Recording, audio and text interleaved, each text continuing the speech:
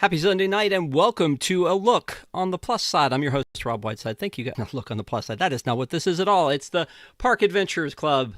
You guys know what this is. Thank you guys for being here. We appreciate you. If you have not already, please follow this channel. It is the Park Adventurers Club. Subscribe now. It is completely free. And also give this video a like because it helps people to find us. And please chat along with us. We would like to know what's going on in your part of the world. Almost didn't do the show tonight, guys. Number one, because I wasn't sure if we would have power in our areas. And number two, because there is obviously a huge winter storm event happening across this country. Plus some football is happening, but I just figured if we were able to summon the power to actually make this happen, that we would. So we have flipped what we're talking about tonight, and instead of what we were going to be talking about, we're going to be talking about bad weather in the parks.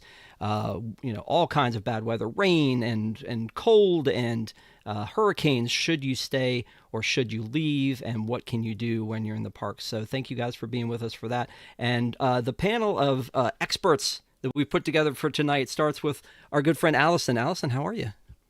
I'm doing well. Happy Sunday, everyone. And just for fun, Stephanie, how are you? Good. I Trying want to to stay ask you cozy. guys this question. I want to ask Okay. you, Stephanie, first. She asked to be asked first. What is the temperature where you are? 21 degrees. 21 degrees. Let me see if I can beat that. It is 26 here where I am, and I've been Oh, whining okay. about it all day. But I feel like, Allison, what's the temperature where you are, roughly guessing? Oh, it's significantly warmer than yesterday. It's basically a heat wave after after Friday and Saturday here. It is 11 degrees and the feels like is I'm sorry. It feels like negative what? negative 6. But on Friday the feels like was negative 40. So Oh we're my getting better. God. Wow. Care Bear says it's 8 in Kansas City. Ronald says oof, and I think he speaks for all of us when we say that. 73 in Orlando. Shut up, Jake. Thanks, Jake. And anyway, -1, Tan says where they are, and yeah, it's 29 in South Boston, says Rosita. So yeah, there's some cold temperatures going around, but obviously the winner goes to Allison so far on that Yeah. one, because man, it's cold. So please stay warm, stay in there, and know that we're just talking about silly Disney stuff tonight, even though there's a lot of people without power. I saw a number today that was there were, I think, 1 million people without power, most of them I think in Tennessee, oddly enough. So I Wow. don't, yeah, like 300,000 were in Tennessee.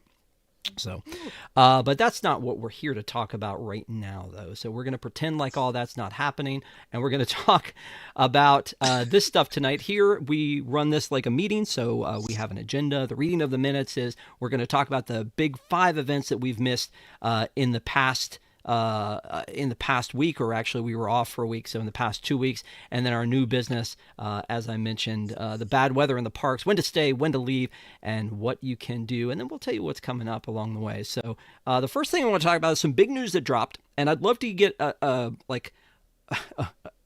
idea of what you two feel about this, because it's so funny in my head, and Patrick has made fun of me for this before. Star Wars is a thing for me. I love Star Wars. Then, we've kind of joked about like everything has to be canon. It has to be like exactly like it's supposed to be, or else, we're going to have a problem. And so when they built Star Wars Galaxy's Edge on both coasts, they made it new Star Wars, the latest trilogy. And a lot of people weren't happy about that. And so they have gone back, and on April 29th, they're going to mix the two. We're going to see the original trilogy, folks. We're going to see Han and Leia and Darth Vader and Luke in the Black Spire outpost area. And then we're going to pretend like there's no time difference, and we're going to walk over to the Resistance camp, and we're going to see Rey, and we're going to see Kylo and the First Order stormtroopers, and then, of course, I guess Chewie and R2 can go back and forth and do whatever the heck they want to, because they've been in both sides. I want to ask you first, Allison, does this matter to you? Or does it matter to you that we stay in canon, or are you just like, I like Darth Vader? What are I your am thoughts? totally fine with this. I think there are instances where like theming and story and consistency really matter. I think this is one of those where like people really want to see Darth Vader and they really want to see Princess Leia in the parks. So if you have an entire theme section for Star Wars and you don't have that, I think people are disappointed. Including like my child, like where's Darth Vader? Like she understands the timeline, but she's kind of like, this is weird because it would be cool to see him. And I think most guests probably feel the same way, and I'm sure that's why they're doing this. This is what people want. Yeah. No, I get that, and I've heard people say that before, and I think when they first made Galaxy's Edge, we were on Park Center when we were talking about things about how, like, hey, is this a good idea that they went back to the beginning, or they're doing the new ones, or should they have gone back to the beginning and done the old ones? And I think what we kind of came up with, or at least my opinion was, it doesn't matter what they did, it was somebody was going to be upset about it. Right? Like if we went to the original trilogy, maybe the kids today wouldn't know, where's Rey, where's Finn? Is anybody asking where Finn is? Or, you know, if they had gone back to the original trilogy, the good news about the new trilogy would be that they could find these actors like they did with Daisy Ridley and bring them into the attraction and have them do this stuff as opposed to the CG stuff we've had to do with Luke along the way. But I guess, Stephanie, same question to you, but also, are you upset that it's going to be Disneyland and not Disney World? Of course, I'm upset that it's Disneyland and not Disney World, but they were the original. They were built first, so maybe they're testing this out and it will eventually come to Disney World. I feel like this was supposed to be what they initially intended as far as the Imagineers go. Now, Lucasfilm might have a different idea, and Kathleen Kennedy recently announced her retirement, so she's on the way out, and I feel like now it's like Imagineers are going, okay, we're going to take this on and we're going to do it like we originally wanted to do and kind of have it sectioned off like this. Now, I will tell you from a character performer standpoint, you don't have to have everybody out at the same time. You can have Darth Vader come out and then alternate, because he'll do like a 30-minute set or whatever. I don't even think it's going to be a meet and greet. I think it's just going to be a roaming scenario. Like you know, you're out there for 30 minutes, you're off for 30 minutes or 40 as a break. And so as you come out, someone else can come and you go back in for a break, then Rey comes out in a different section. So it's not like everybody has to be out at the same time. And therefore, you know, this whole canon thing and everybody like, what time zone am I in or whatever is going to be a big deal. I think it's going to be fine. And yes, absolutely, this is what people want. What time zone am I in? One of the things that they're also doing is they're adding the music of John Williams to the area, which is like, why didn't you do this from the beginning? Right? Like, why? Like, that's what feels Star Wars to us. Like, when I ride Hyperspace Mountain and I turn the corner and I hear the dun, like I hear the theme going into there, I'm like, this is what we do it for. They're going to change, and I wondered about this, that first order cargo that is over there on the side by the milk stand is going to become the Black Spire surplus. Doc Ondar's is going to have some different items in it. Droid Depot will be run by an earlier Mubo family generation, and then Savi's workshop will remain the same, which makes sense because like there's nothing really about Savi's that feels one way or another. So yeah, they're going to do all that stuff, and it starts April 29th, but it says that some of this stuff could start earlier than that. So again, it's something we'll keep an eye on, and we'll love to see, but I'm sure we all have a lot of opinions about it. We probably could have done the entire show tonight on that one. Let's move over to talk a little bit about this Zootopia magnet. Now, I made a list of all the things, like there's a ton of stuff, like little things that are going on. Tron Ares ended its run of the overlay at Magic Kingdom on the 19th. Frozen Ever After closes today to put on Elsa and Anna's New Faces, and that's going to open in February. Dinosaur closes February 1st, so that's almost over forever. And then Festival of the Arts is in full swing. It goes through February 23rd. But man, none of that is as important, Allison, as the fact that the annual pass holder magnet for Zootopia is coming February 5th. I just wanted to get her reaction from that one, because notoriously she could not care any less about these annual pass holder magnets. Nope. I don't need this. But I've said this before, and Stephanie, I don't know how you feel about them. I'm a pass holder. I want mine, but I also was just there, and I don't know when I'm going back. So can you mail it to me? They need to mail them. Yes, of course. If you anybody that has a annual pass, you need to be mailing this stuff to us. I'm sorry, but you just do. I mean, pay for the postage. It can't be that much. Just go ahead and ship it. Because I get it if you're in there, it's fun to go, stand in line and go get something at the park that's maybe unique to that area or whatever the festival that's going on. But if you're an annual pass holder, you're an annual pass holder for a reason. You're going to be going back multiple times a year.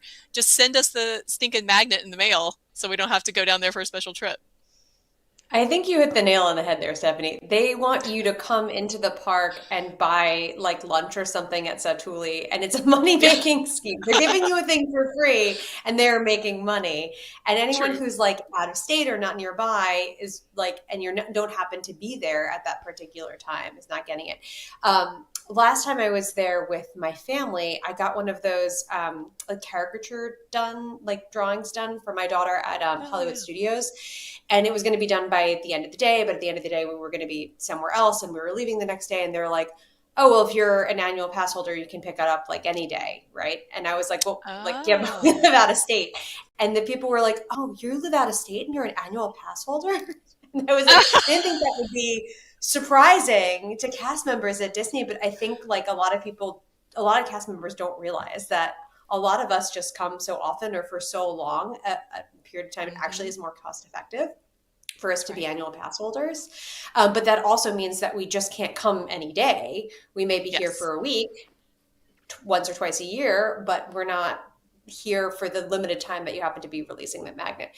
And this is what makes me think that management doesn't care. They're just like, let's get everyone anywhere near the Orlando area in for at least a couple of hours.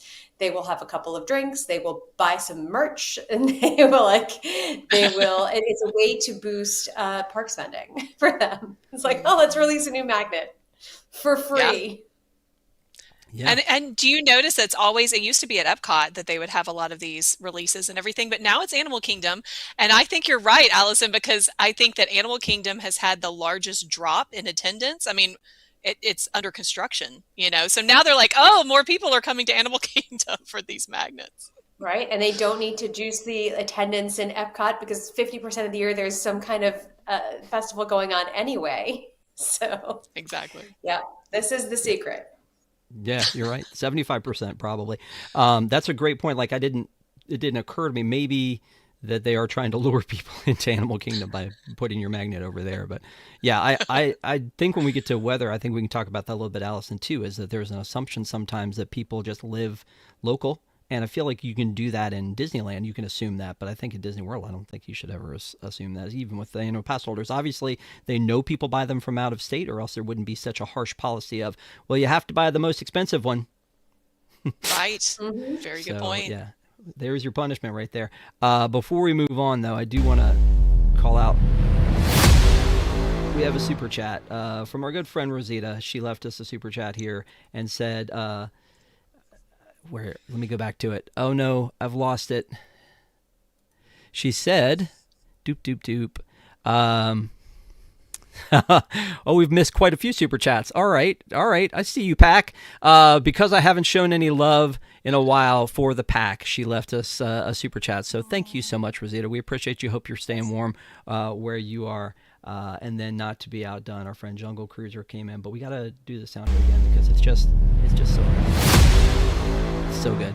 I want to personally thank Jake and Jayware for building a community, Jayware, okay, where we can create magic and trade wanted plastic. Rob, you also deserve praise. Well, thank you so much. I appreciate that. I know that the Jungle Cruiser and Jake did a deal because they're on different coasts, and Jake was like, I really want that Stitch popcorn bucket from California, and then Jungle Cruiser was like, I really want that Figment popcorn bucket, and they were like, I have a plan. And so they've hatched a plan, and it's great. And so just thank you guys also for being members of the Pack. We appreciate it. I do have that one. He is adorable.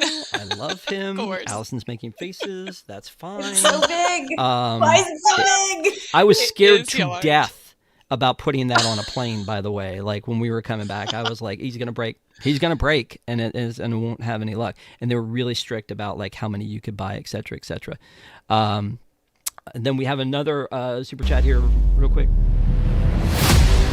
from Jayware that says to help with the pack power bill. If only that would be how that would work. I would love that. Thank you so much, Jayware, for that one. You are a gentleman and scholar, and we'll never forget that. So thanks for that one. And then we have one more from Jungle Cruiser. If you guys can hold on a second for it. Wait, we got to there it is. Wish DLR had monthly magnets. We pay big bucks. Oh Lord, that is absolutely true. That in California they pay lots and lots of money. They pay more money and have less parks. Right, that's a good point. I mean, that's California for you, but I mean, like even their popcorn buckets are more expensive when they do them on the same coast. It's California. There's $5 a gallon for gas out there. It's that kind of a thing. But like $1,800 for the Magic Key.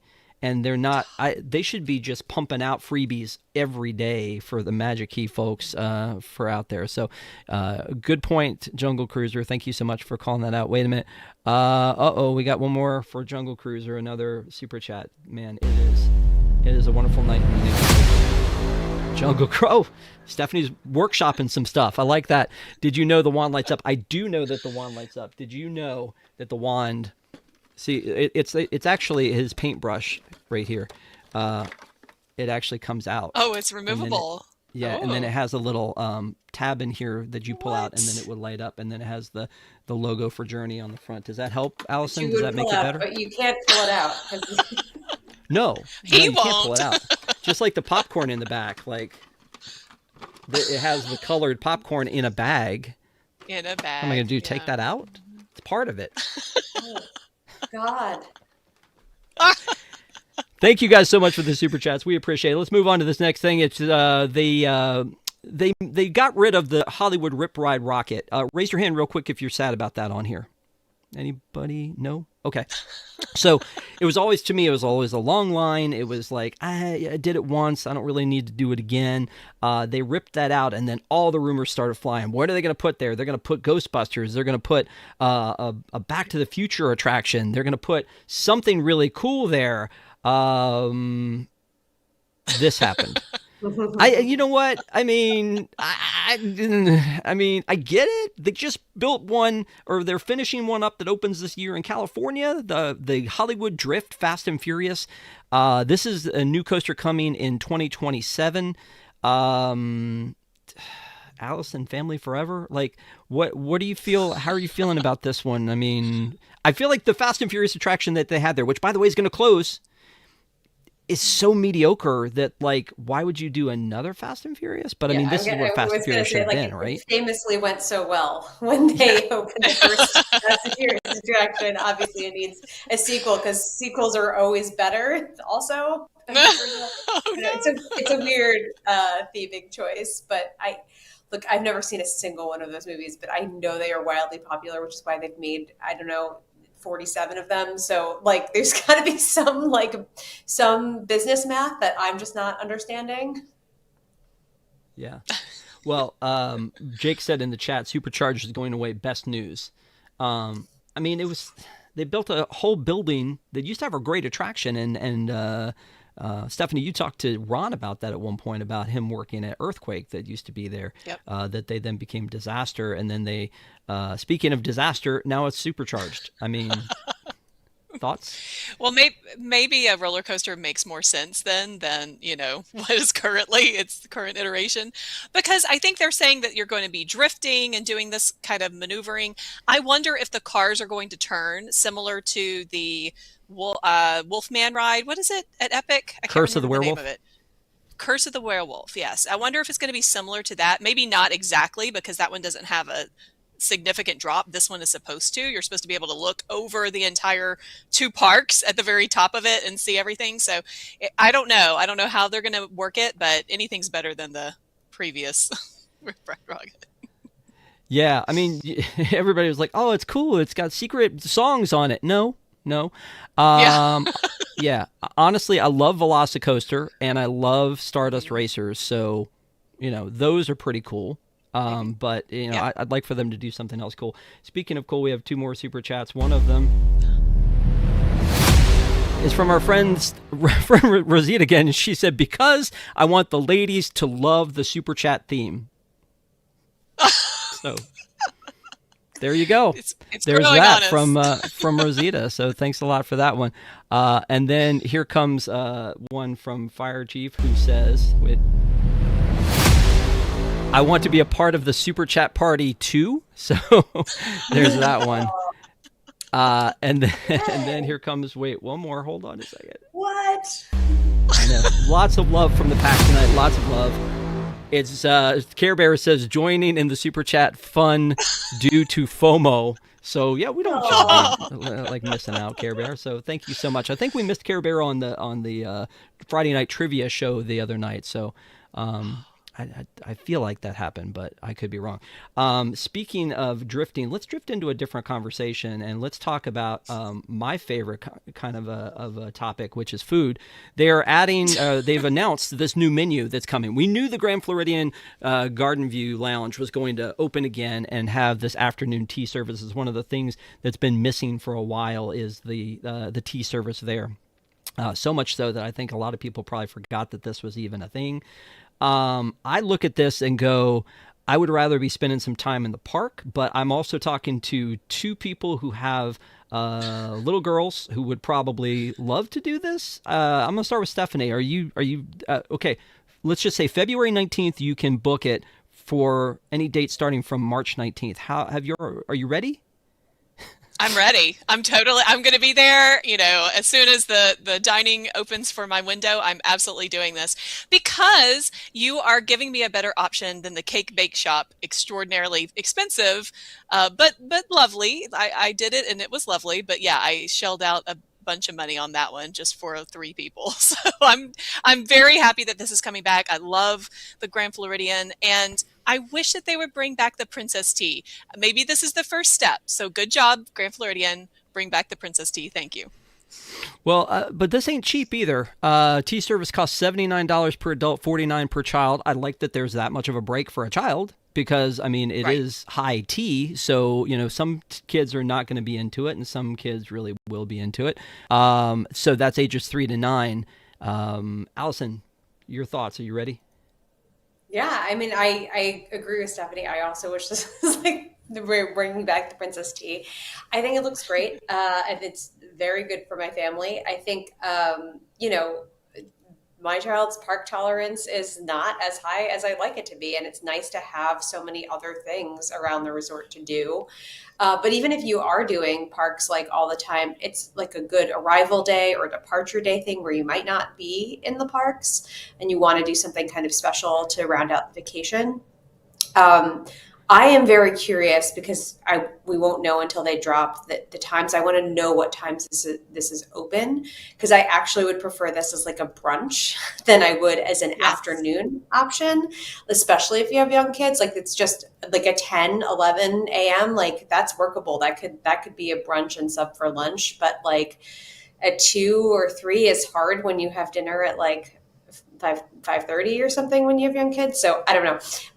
So I'm curious to see what times they offer. And if they are good, that might be a departure day thing we plan to do on our March trip. But I'm like anxious to see what times drop and what we can do. And very much glad to have an option that's like a fancy thing that's not the cake bake shop for my daughter.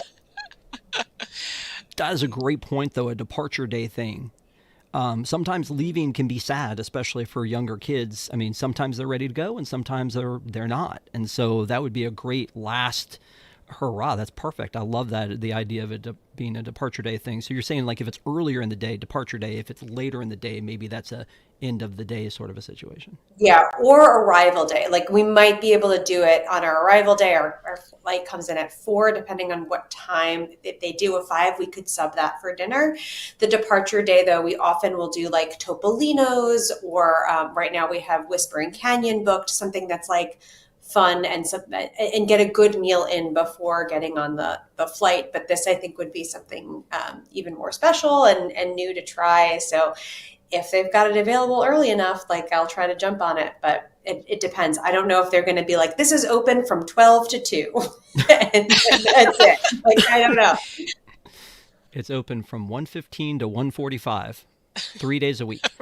This food though looks a lot of fun. Like it's Right. geared toward kids. Really cute. I haven't done the one at Cake Bake. Obviously, Stephanie, is it whimsical or is it not?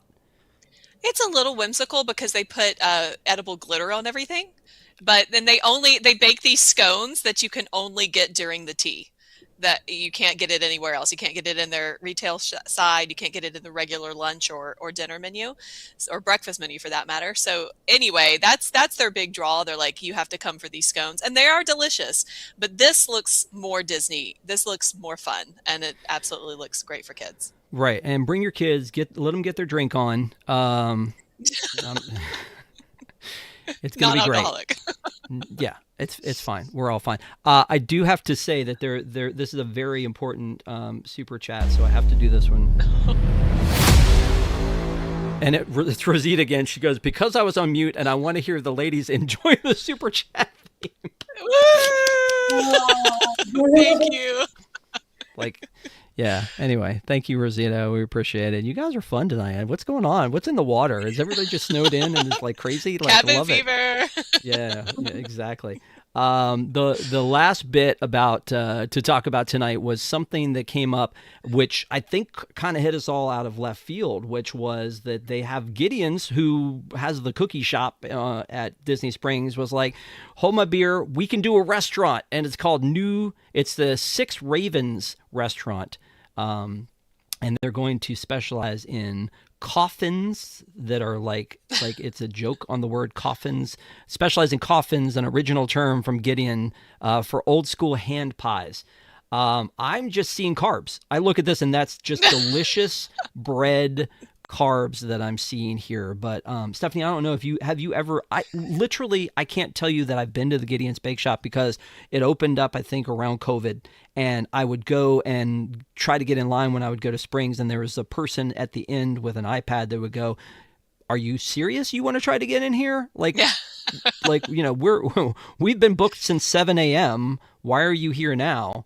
So I honestly have never been in to get I've had a cookie from there, but I've never been in. So Stephanie, have you been in there? And if so, are you excited about this thing? I, like you, have never been able to get actually in the steps. I too talked to this lady with the iPad, and our name was about to be called, but we were over at Raglan Road having dinner, so it didn't even matter.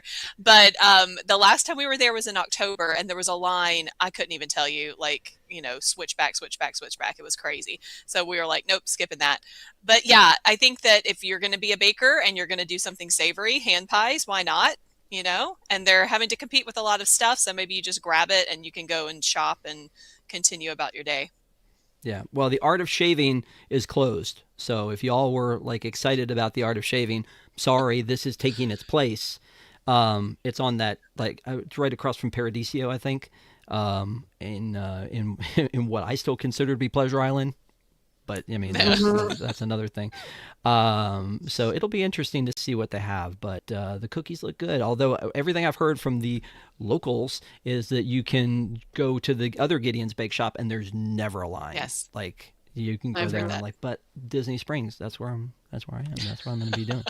So anyway, they have a really cool logo. Let me show that before we move on here for it. So.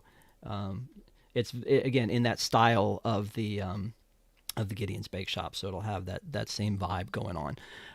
But yeah, so yeah, that's the news from the last week. We'll bring it into that, and we'll mosey on into our main topic of the conversation, because it's what's on everybody's mind is how bad the weather is right now.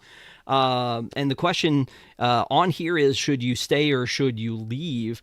When you are the architect, and I'm sure that you're looking at two of the best with these two of the perfect Disney vacation or theme park vacation for that matter, and you work on it for like a year and you put everything together to make sure your family's going to have a great time. You get to the end of you go and you're getting closer, and then you see the weather report that says it's just going to be rain, or we are expecting a hurricane, or the temperature is going to be in the 30s and 40s in Florida. What? And so I've been during all of these different times. And I think it's not just the rain and it's not just the cold, but there's also the problem of the extreme heat, especially that when I'm in the park. And no, not necessarily any shade to anybody who's watching, but when I'm in the park and there's like a newborn that you're trekking through in July, like the animal kingdom, and I'm just like, what's going on here? Like, because it's hot. It is super hot. So I feel like mostly Disney and Universal parks are in places that are okay year round. So I have a couple stories that I want to share about different weather situations, but just in general, I wanted to hit you two up and ask, so Allison, have you been at some weird time and had some weird weather event, whether it be hurricane, heat, or anything like that you can remember? Yeah, but it wasn't exactly a vacation. It was when I was living in Central Florida, because I was there in 2004 when they had like back-to-back hurricanes every other week, and from August through the end of September. And the first one was Hurricane Charlie, and it really hit the area where I was living in Central Florida, and we didn't have power for several weeks. But Disney did. And so Disney ended up being like my refuge. And like, that's where I stayed for, not the full time, but I stayed for a number of days, because if it's August and it's in Florida and you do not have power in your home, it is incredibly uncomfortable. Like it is, and kind of dangerous to be in that temperature. So, I called, this is more than 20 years ago now. So I called the phone number to make the reservation, because that was sort of how you did it more then. And I stayed there, and I had an annual pass. And so I was in the parks, and there was power and there was food. Now, I don't recommend, like, if you are traveling from elsewhere and you see there's a hurricane, you're like, well, it's Disney, it's going to be fine. That's probably true. And if you're stuck there, that's great. But like, if you have the ability to change your trip, you probably should, because also everyone there is living there and dealing with the chaos of what it means to have no power, what it means to be in a severe hurricane. But it was a good refuge when I was living there during that time. And I learned quickly, and the next 3 hurricanes I spent in a Universal hotel property. So different ones for each one. It was like, okay, I guess this is where we're going for a couple of days. Wow. That is something. Was that 2004? 04. Yeah. Buckle up. I've got one of those too. And then throwing it to Stephanie. What's your personal story about the weather in the theme parks? I've been through almost everything except for the hurricane. That will be the one thing that I haven't been able to be during my Disney trip, but I have been there in extreme heat. I used to work there, obviously, so that there was that. I've been the one toting the newborn in the super hot or super cold, and I've been there when it was 30 degrees. I remember being in. This is when you had to go into Hollywood Studios really, really early. You had to be actually physically in the park on your app, and so you could get a boarding group to be able to go into Galaxy's Edge at the very beginning. And we got there at 4 a.m. And it wasn't just us. There were hundreds of people there, and we were in, kind of almost back to the ticket booths with everybody standing there at the turnstiles. And finally they let us in, and I did not plan that I had to have all of my kids there, and they were in strollers and everything. And I'm like, why did I not even look at the fact that this weather's going to be so tremendously cold? It's Florida. What was I thinking? But it was like, I think January. So we went and bought, we got our boarding group, but we went and bought blankets and wrapped up in blankets. So there you go, Allison. They were able to get some more money out of me. Blankets and coats. Well, let me stop down, because I've got to catch up on one super chat here, and it's about the height. There we go. Look at that. Look how much fun we're having with that. Allison, this is from Jungle Cruiser, says, Allison, the British have high tea at 4 p.m. Love the cucumber sandwiches, the macarons, and some Earl Grey. Also, the atmosphere is very regal. So thank you, Jungle Cruiser, for that. We appreciate it. I was trying to figure out, is there a high tea in Disneyland? I don't know if they do that kind of a thing there. So there's a princess tea at the Grand Californian. Mm-hmm. Okay. Is that at like Napa Rose? It is. Okay. It's the most expensive meal I think I've ever paid for. Ever. Anywhere. That's like a whole like brunch situation though, isn't it? With a tea involved and has It is. those same multi. Mhm. I almost said multi-plane like a camera, but it almost looks like that. Those like Tears. multi-tiers. Yeah, exactly on that. So again, Jungle Cruise, we appreciate you. My story was very similar to what Allison was talking about because in 2004, I went with my family on a story that I've told before, which was one of the best, worst Disney vacations I've ever been on. Went with my parents. My daughter was, we were those weird people who were taking their 10-month-old, but it was October. It was not, but we were on our way down and the hurricane was coming and, like we got into Disney and they were closing the parks. And so that next day the park was closed and they just said, they said, stay in your rooms. After the storm had cleared, they had characters on site for, we were at Saratoga Springs. They had characters on site and they had like a DJ and all that stuff up at the, like Artist Palette, I think is the name of the little place that they have up there. It's Artist Point or Artist Palette. Palette, I think that the quick service one, I think you're right. Yeah. It's Artist Palette. Artist Point, I think, was what used to Wilderness, what right. Storybook used to be called at Yeah.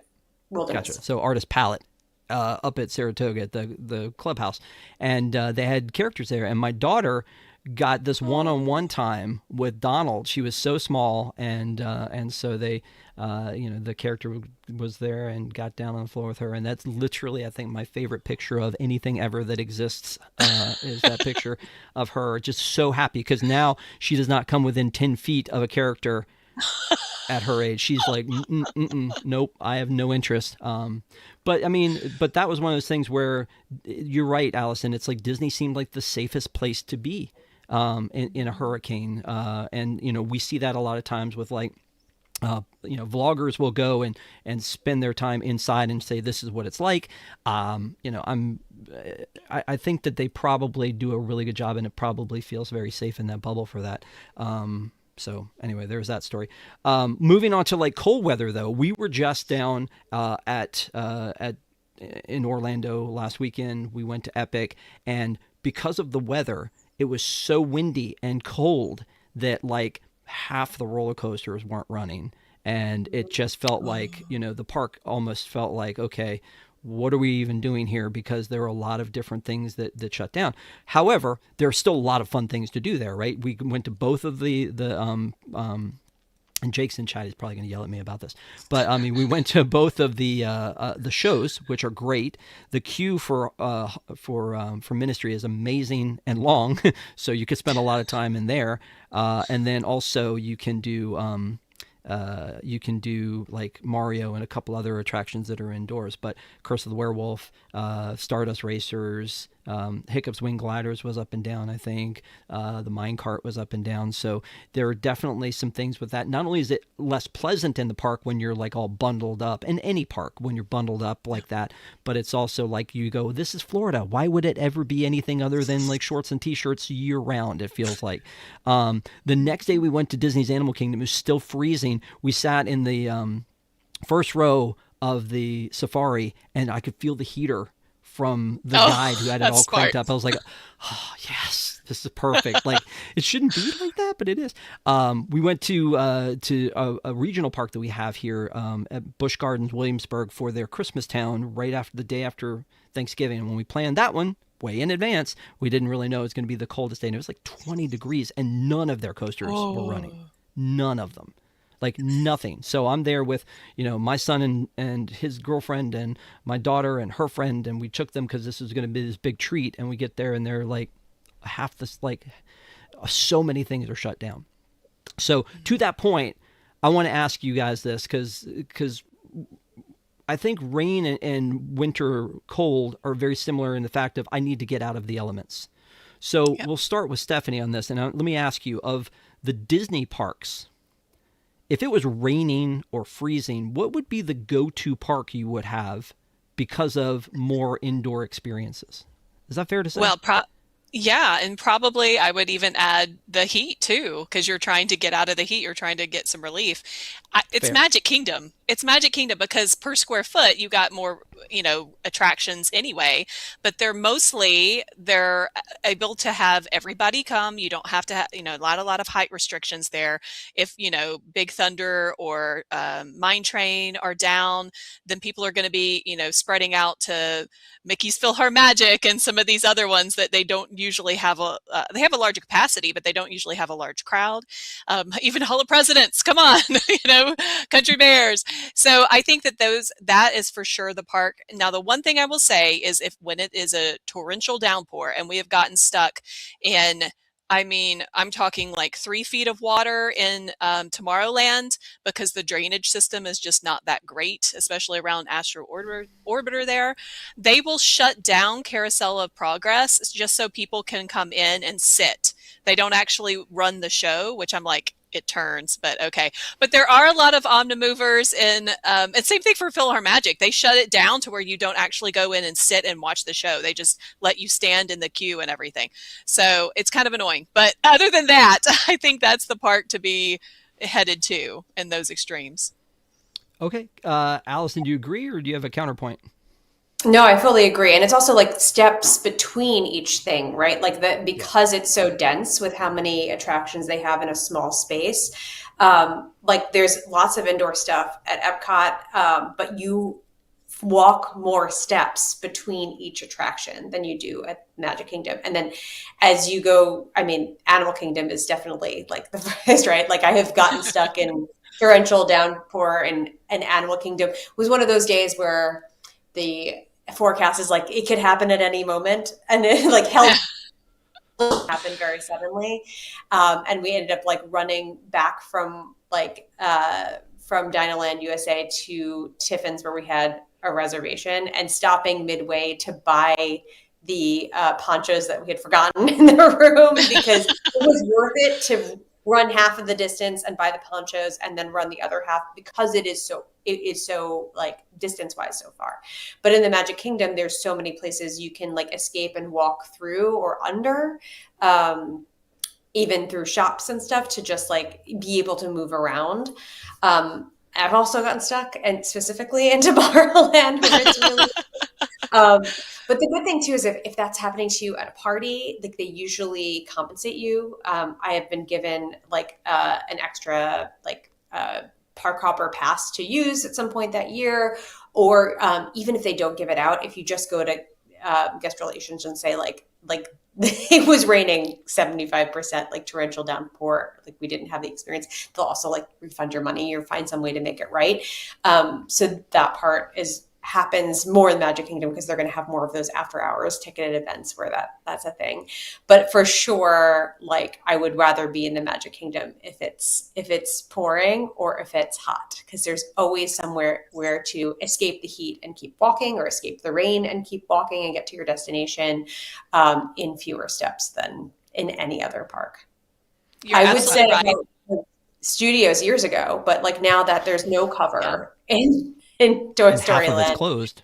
Yeah, and half of it's closed. True. And like, also hardly any cover in Galaxy's Edge. That it's like not even in the running anymore. So I tell you really quick. So Allison, you're absolutely right, because we were in Epcot and we had one of these, just the sky opened up and, rained down upon us. But me and my older children were riding Guardians of the Galaxy. And when we got off, here's the problem with Guardians. There's no cover when you come out the exit, and you have to go over to the, get to the gift shop. And so people were stopped in, like, you have to walk down the stairs, I'm talking about, Rob, and there's the door that is the exit. So people were stopped on the stairs. So we were backed all the way back in, and we're going, what's going on? What's happening? And they're like, oh, it's raining. And so we're like, oh, we're going to, what are you doing? Like, you're going to melt or whatever. And so we run out, and just from that exit door to the gift shop, we were just drenched because there's no cover. Like, what? Come on, Disney, But we went and bought some umbrellas then too. Well, I think we were having a conversation about that earlier today, and I was asking like around like what do you think the best park is for that, and we did I think come to the conclusion that it's probably Magic Kingdom because of what you guys said, like a shorter distance from one place to the next, and I feel like it's almost like I'm playing in my mind La Floor's Lava and trying to figure out if I'm trying to Right. get from one to the next, can I do that? Well, if you're at Pirates of the Caribbean, and again, some things change like over time. It used to be, I feel like if you could go from Pirates and use that little drawbridge that go, or that little like covered bridge Cover. to cross there to over to Tortuga, you used to be able to walk down into the Mile High Cafe, and then you would Pecos come Bill. out of that and you could go to Country Bears, and then you go in through the pin shop and then come up or you could go to the Tiki Room. You do that, and then go through the pin shop and up and maybe hit Hall of Presidents if anybody does that. I don't know. Maybe rain would drive you to it, and then you would go up a little bit further to Haunted Mansion and a little bit further to the Tangled Bathrooms, a little further to the Small World, which has a great open queue. So yeah, I think I would think the same thing. A lot of people in the chat are saying Epcot, and I get why you would say that because some of those pavilions are like camped out in that building. If I was going to go, the land is a great one because you can do Soarin' and you can do Living with the Land, and there's a food court, and there's that the Ty Burrell movie that everyone else hates on that I think is fine. Awesome Planet. So I mean, you could do a lot in that day in that pavilion. Whereas a lot of the others, like you said, Stephanie, with Cosmic Rewind, it just eats you in and spits you out. So then you're done. If you are stranded in Epcot, you are stranded. like Yes. if it happens and you happen to be already in World Showcase, not that big of a deal. But if you are right outside like Spaceship Earth between like Journey of Water and everything that you could go to is super far, like that's pretty tough. Like you're running to Creations and then getting a croissant. I don't know. It's true. When we kind of turn to the West Coast for Disneyland versus Disney California Adventure, I feel like neither of those are really great for like in cover, but probably Disneyland more so. But I feel like both those parks have less shows than the East Coast does. You've got a lot more shows that you can go spend some time in on the East Coast than you do the shows on the West Coast. They don't really have as many. I feel like so. Like if you were going to Hollywood Studios, you could spend most of your day running from one show to the next and go from Villains to Beauty and the Beast to the Little Mermaid to when they open up the animation courtyard, you'll be able to go in and draw and do character meet and greets. And there's a lot of that in undercover stuff. DCA, I feel like is kind of in that, like you got to go a long way to the next thing. And there's not usually a lot of cover, like thinking of how many of those attractions have outdoor queues and so on and so forth. So I do think probably out of all of them, I think Magic Kingdom probably wins how that goes. But it's one of those things you have to think about when you're going on your vacation is like, where can you go to hide from the elements, because it's going to be a problem. Also in California, I don't think you run into, like, if it's at Orlando, it's going to rain sometime today. It's just a thing. It's 90% at some point, even if it's for 18 seconds, it's 90% chance at some point during the day. You don't really run into that as much in California. Same thing with the cold. It can get pretty cold. But so let me ask you this question, and I'll start with you on this one, Allison, because I think you kind of talked about this at the beginning. Because of the elements, if you are not ready or if it catches you by surprise, tell me some of the things that you have gladly paid Disney or whoever for at the last minute to actually recoup some of your day. Like a lot of people are just going to go the poncho, right? So like, tell me something that you've bought over the years. Yeah, no, I mean, I've bought both ponchos and umbrellas. I found that for the last 8 years, umbrellas are harder to find. Like often you have to ask them and they're like hidden behind the desk. I don't know why it's like a big secret that they have these umbrellas.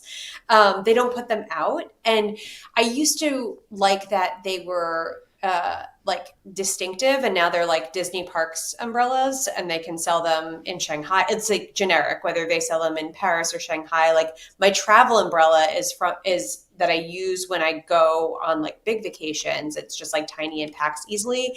It's a Disneyland Paris umbrella that I bought in 2008. But they don't have that anymore.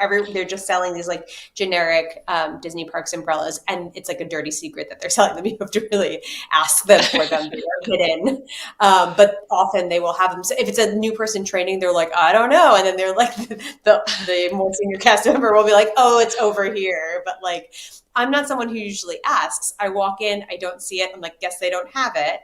But I have been desperate enough on some recent trips to ask. I prefer an umbrella if I'm by myself, but I think like if you're traveling with kids and a family, ponchos are better. I'd rather bring them from home. It's also good to have when you go on certain track. I think we lost her. I'm going to say for me, we went once and it was pouring down rain and my son bought Crocs. And I didn't think that would be a thing that he would ever do. But he hates, and I know Jake hates this too, to have wet shoes in the park. And so we were in EPCOT, and it was hard to get around because of all of the rain that had been happening and all of the walls that were still up. You couldn't just shoot across to the creations. You had to like go all the way around to get to it. And so we just stopped in to the film festival lobby and hung out there because they weren't cycling people through, and just hung out there with like 100 people in there. It was leaking. It was wonderful. Anyway, we finally, when we were done, went over to, like, it was number one on his list of like, I need new shoes. We went over to Creations, and now those are his, I'm taking them into the park if it's raining shoes. So that was the thing they did. Also, it's funny about, and I'm going to get to you next on this one, Stephanie, but it's funny about the, like Allison was talking about the umbrella situation is, and you all know that I get one chance to say when I was in Tokyo per show. But when I was in Tokyo, they don't do the, why do I keep losing the ponchos? They don't really, I mean, they sell them, but people don't do ponchos. They do umbrellas. And if you can see this was the parade, right? It's just a sea of umbrellas. And it's like, I don't think you ever see this at a domestic park, but like, there's just a sea of umbrellas, and, they do double duty. If it's extreme heat, keep me, from the sun. And then, in this particular case, there was that. So, Stephanie, what's your thing? I hope it's something weird. I've definitely bought the umbrellas. I just told you my Guardian story. I've bought ponchos before, even though I absolutely hate to do that because they're going to be like $9 a piece, and I'd rather bring them from home. I usually have them in my park bag.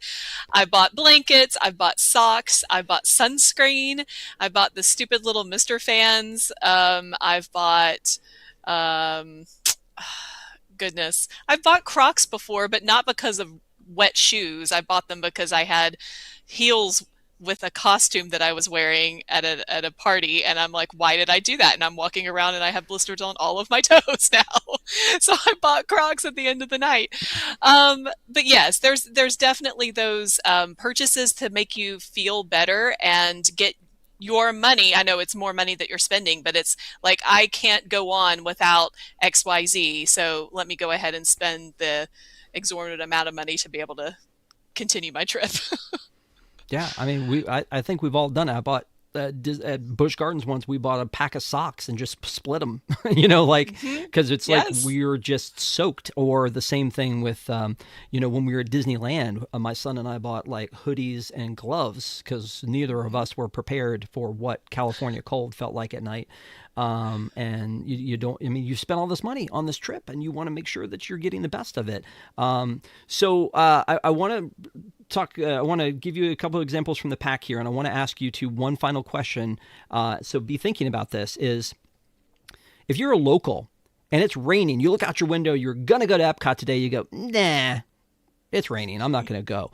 If you have scheduled this trip meticulously, I know the two of you meticulously put together these trips, and you've got to go and you're there. Like, do you, and here's the question, do you stay or do you leave? Do you go into the park and just suck it up with your umbrellas and your ponchos and your like, your or if it's hot, your fans or whatever it is that you're taking in there, or do you go back to the resort and leave?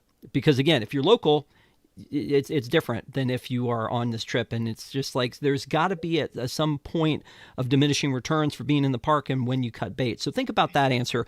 I do want to give a big shout out to our pack, and you guys have been so great tonight. Thank you so much. To the Park Adventurers Club, that is also the name of our Patreon. So if you can go in, and it's our community. If you go in, Jungle Cruiser was talking about, a great place to trade popcorn buckets if you're in that kind of a thing. We do for each other. So I want to give a big shout out to our entire Park Adventurers Club. And if you want to learn more about it, you can go to patreon.com/GoPack. That's PAC. And a big shout out to Jungle Cruiser, Rosita, Michael J. Ware, Alicia, Rob B., Vince, Jordan, Sienna, Bucky, Egg, 663, Kevin, and Bonnie for all being members in our Zebra Mezzanine and Treasure Room. We appreciate you. And because they are part of the Patreon, they're also part of our Discord and our community. And so I asked this same question. I said, we're talking about bad weather in the parks, and I said, what tips do you guys have? Rebecca said shopping, eating, or seeing a show are our go-to options, and I'm pretty sure that's typical. Patrick says, Mr. Hackett says, stay, don't leave, find a place to hang out and maybe eat at an off-time meal or have a big snack or get drinks. Lines will be down for attractions, and they can operate in the attractions that can operate in the weather. Mitch says, find a lounge, have a couple drinks. It won't last long in the cases of Walt Disney World. That is for sure. And then Neko said, sadly, with our trip, a high number of rides were down, and it was the start of the Christmas season. That was out in California. And then Mike's Adventure says, rainy days are the best for parks, in my opinion. Less crowds and can do the most rides and whatnot. Have done it a few times. And Mini Me absolutely loved the lack of wait times. So there you go. Yes. There's some tips from the rest of our park adventurers. And I also did want to give a kind of an update of, I said, what's coming up. This past Friday, my son did this show, which we call Hakuna Matrivia because it's adorable. But he does that with 3 guests on his show, and the chat can play along. So we had a good time doing that. You can go back and check that out, even though it's not live, and test your Disney trivia. He did this cool thing called Disney Doodles. You'll love it. Tonight, this is where you are, Park Adventurers Club.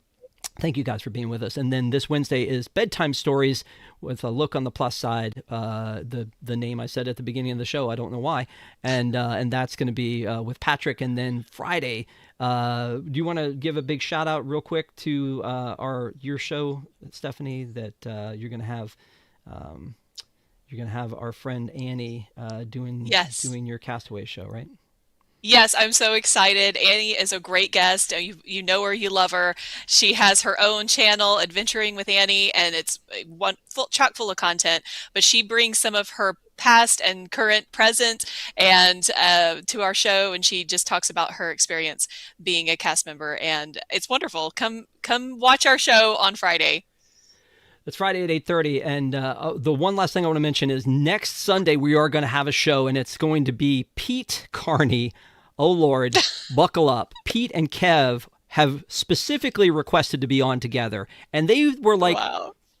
Forget your little agenda, Rob. We want to take questions, and we want to so basically it's going to be the Park Adventurers Club off the rails. I don't know if even this gavel will help me. But it's Pete and Kev, and they're going to be on here next Sunday night. So bring your questions and get ready to have a good time. It's going to be interesting. That's all I'm going to say. It's going to be interesting. So anyway, thank you guys again for being with us tonight. Thanks for all the super chats that we appreciate your support for the channel, and don't forget to subscribe. But as we wrap up here with our main topic of the night, bad weather, stay or leave, I'm gonna go to Allison on this one first and say, based on you're at the park, you're doing your thing. Do you rough it out or do you cut bait? Mm-hmm. I mean, it's got to be really bad to go back to the hotel. It's not like there's anything to do at the hotel room. If the weather's bad, you can't go to the pool. You can't do very much. So it's usually figure out some other way to tolerate this while still being in the parks. And yeah, and what that looks like is different if I'm there with a kid or without a kid. Because without a kid, it's nice to grab a drink in a lounge and chill out. But with a kid, you still got to figure out how to keep them entertained. But it's easier to figure out how to keep them entertained in a rainy or cold park than it is back at a hotel room when you can't go to the pool. So stay as long as possible. Okay. And Stephanie, same question. What is your advice? If we're saying should I stay or should I go here, I would say you you definitely go. You keep going to the parks. You just say I'm packaged. I've got my ponchos, I've got my umbrella, and I'm there. I'm there no matter what may come. And I'm telling you, we were at Blizzard Beach when an actual hurricane was starting to come through, and we just put all of our stuff into our bag and changed in the bathroom and just went on to Hollywood Studios because why not? And we wouldn't watch Indiana Jones or whatever it was. And then, other times we've sat at dinner, just happened to be during a tornado, and we were at Crystal Palace, and we just watched as all the umbrellas and things flew away. The cover on my stroller flew away, so the stroller was soaked. But then we hopped over to Animal Kingdom. From Magic Kingdom, we hopped over to Animal Kingdom. And there was a 0 wait time. I think it was maybe 10 minutes, which is a walk-on to Flight of Passage. So heck yeah, that's why you stay. You stay and take the weather on so that you can then be the first on the rides. These are some vacation warriors that we're dealing with here. Both of them are like, nope, we're just going to power through. We're here. We might as well. And take advantage of things like the fact that, maybe some people, especially the locals, might have gone, you know what, I'll just come back when it's not this, when it's not hurricanes or cold or wet or hot.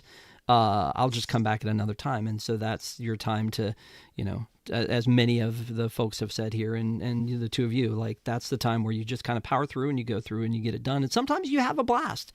Sometimes you make a memory that, that memory with my daughter, that you will just last forever. And that's kind of why we do this, is we go to make these memories and have a good time with our family and our friends.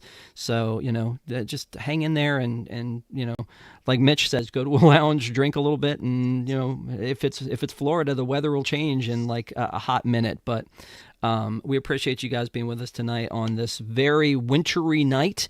Hopefully wherever you are staying warm, you are staying comfortable, and powering through, because that's apparently what we do in the Park Adventurers Club. So, one last thing is, a lot of people, Jay Ware and, someone else, I forget, said specifically DVC lounge. Well, we don't always have the DVC lounge, right? But I mean, we do, but McKim's is opening up later now. That was the thing that was announced, and the one at EPCOT. So if you can get in, but guess what? Every other person in the Disney Vacation Club world is also doing that same thing. So may the odds be ever in your favor, or may the membership magic be on your account.